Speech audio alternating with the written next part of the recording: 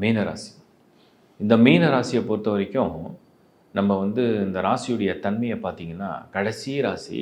அங்கே தான் குரு ஆட்சியில் இருப்பார். அங்கே தான் சுக்கிரனும் உச்சமடையும். அதாவது இந்த குருவும் சுக்கிரனும் ஒரே இடத்துல வந்து 2 சுபர்கள் வந்து பலம் அடைகிறாங்க அப்படின்னு சொன்னால் மீனம் தான். ஆனால் மீனம் எடுத்து பார்த்தீங்கன்னா காலச்சக்கரத்துக்கே கடைசி ராசி.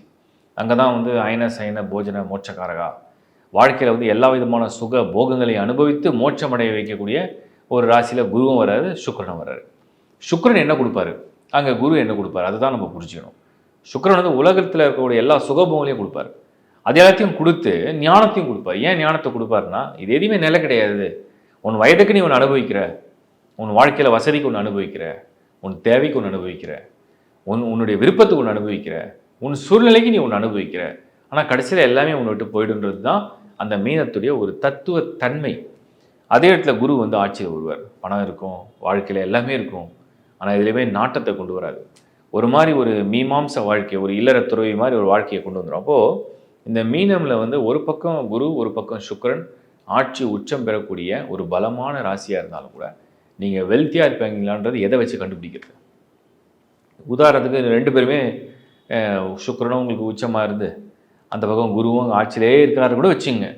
அப்போ கூட அந்த பணம் வந்து நீங்கள் கடைசி வரைக்கும் வச்சுருப்பீங்களா? வச்சுருக்க முடியாது. மீனம் என்னென்னா, அவங்களுடைய அடுத்த தலைமுறையோ அல்லது அவங்களுடைய 3வது தலைமுறையோ அவர்கள் சேர்த்து வைத்த பணம், சொத்து எல்லாத்தையும் ஒரு காலத்தில் அதை ஒன்று விற்பாங்க, இல்லை அதை வந்து டிரான்ஸ்ஃபர் வேறு யாருக்காவது கை மாறும். அது வந்து மீனத்துடைய தன்மை, அந்த ராசியுடைய தன்மை. மோஸ்ட்லி நான் பார்த்த வரைக்கும் மீனமில் பிறக்கக்கூடிய ராசியுடையவர்கள் அவர்களே வந்து நிறைய பேருக்கு வந்து எல்லாத்தையும் கொடுத்து மறையக்கூடிய யோகத்தை அடைகிறாங்க.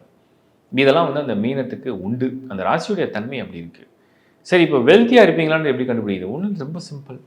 குரு வந்து உங்களுக்கு வந்து எதிர் இந்த 1st house or 10th house or 5th house, இந்த 3 இடத்துல இருந்துட்டாருன்னா நீங்கள் கண்டிப்பாக வசதியாக ஆகிடுவீங்க. அதில் டவுட்டே இல்லை.